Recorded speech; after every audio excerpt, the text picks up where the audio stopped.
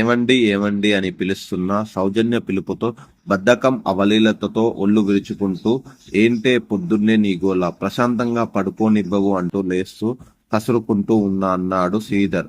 ఒళ్ళంతా ఒకటే నొప్పులు జ్వరం ఉందండి. లేచి నిలబడితే కళ్ళు తిరుగుతున్నాయి. అమ్మా అమ్మా అంటూ ములుగుతూ చెప్పింది సౌజన్య. రాత్రి బాగానే ఉన్నావు కదా అన్నాడు శ్రీధర్. అవునండి, మధ్యరాత్రి నుండి కాస్త ఆ నజిలిగానే ఉంది. పడుకుంటే అది తగ్గిపోతుందిలే అనుకున్నా. అలాగే పడుకున్నానండి. కానీ పొద్దున్నే ఇలా అవుతుందనుకోలేదు అని బాధతో చెప్పింది. సరే, లేచి కాస్త ఓపిక తెచ్చుకొని రెడీ అవ్వు. పిల్లలను కూడా లేపు. ఈలోగా నేను బయటకి వెళ్లి టిఫిన్ తెస్తా అన్నాడు శ్రీధర్.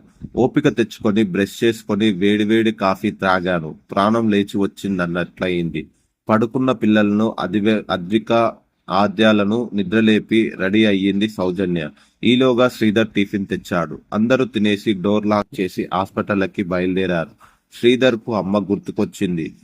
సౌజీ అదే అమ్మ ఉంటే ఇంత ఇబ్బందిగా ఉండేది కాదు కదా. అమ్మ పిల్లలను చూసుకునేది. ఇలా చిటికి మాటికి పిల్లలను స్కూల్ మానిపించాల్సిన అవసరం, ఇంటికి తాళం పెట్టాల్సిన అవసరం ఉండేది కాదు కదా అన్నాడు బాధతో. సౌజన్య ముభావకంగా ఉండిపోయింది. పిల్లలిద్దరూ నాన్నమ్మ జ్ఞాపకాలను తలుచుకుంటూ, నాన్నమ్మ నాకు రోజు స్కూల్కు వెళ్లేటప్పుడు చాక్లెట్ ఇచ్చేది అని అద్విక అంటే, అవును, నాన్నమ్మ నాకు కూడా చాక్లెట్ ఇచ్చేది. నైటు కాగానే బోల్డని స్టోరీస్ చెప్పేది అంది ఆద్య. ఇద్దరు అలా నాన్నమ్మను గుర్తు చేసుకుని కబుర్లు చెప్పుకుంటున్నారు. డాడీ, నాన్నమ్మ ఎప్పుడొస్తుంది? ఫోన్ చేయొచ్చు డాడీ అని అంది ఆద్య. చాలే, నోరు మూస్తారా? లొడలొడ ఒకటే వాగుడు, తల పగిలిపోతుంది అంది సౌజన్య విసుగ్గా. అత్తయ్య చిన్న బాబు ఉన్నాడు నాన్న, అందుకే అత్తయ్య ఇవ్వొద్దని నాన్నమ్మకు వెళ్ళింది. త్వరలో వస్తుంది అన్నాడు నాన్న శ్రీధర్. ఈలోగా హాస్పిటల్ రాగానే అందరూ దిగి హాస్పిటల్లోకి వెళ్లారు. డాక్టర్ అన్ని పరీక్షలు చేసి టైఫాయిడ్ ఫీవర్ అని 15 రోజులు రెగ్యులర్ గా మెడిసిన్ వాడితే తగ్గిపోతుందని చెప్పాడు. కేర్ఫుల్ గా ఉండాలని ప్రిస్క్రిప్షన్ రాసి మెడిసిన్ వాడమన్నాడు. అలాగే 3 days కు ఒకసారి బ్లడ్ చెకప్, జనరల్ చెకప్ హాస్పిటళ్లకు వచ్చిపోవాలని చెప్పారు డాక్టర్.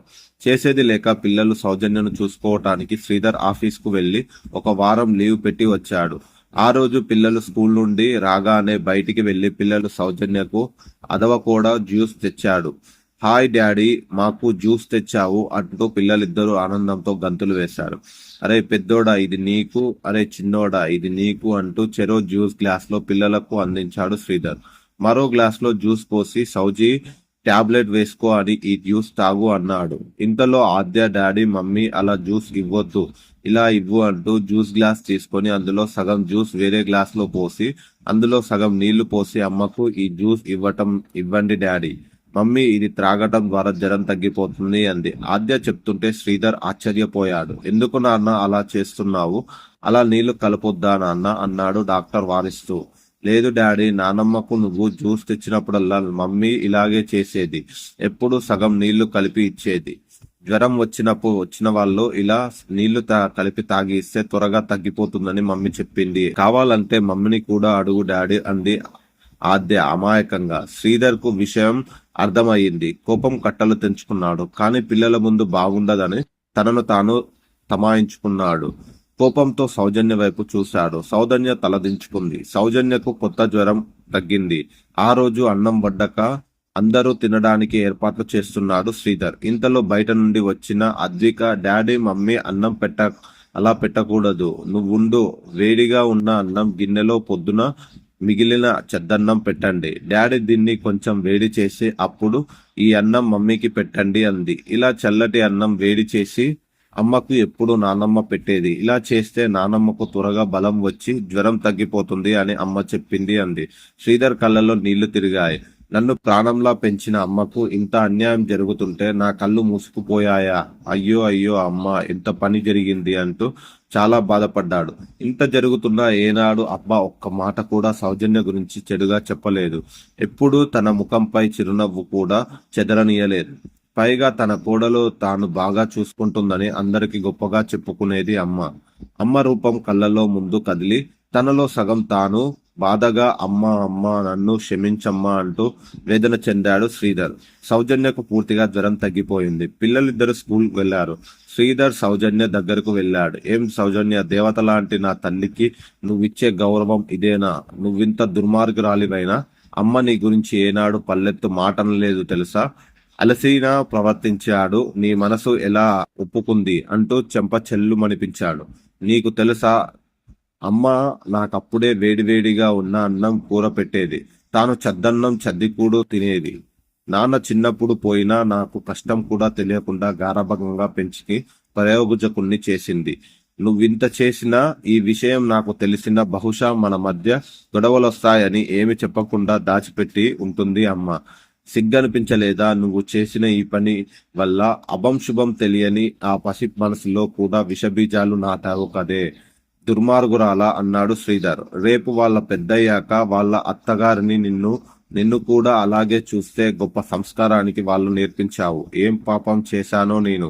నీలాంటి నాకు భార్య లభించింది. చీచి, నా మీద నాకే కోపం వస్తుంది.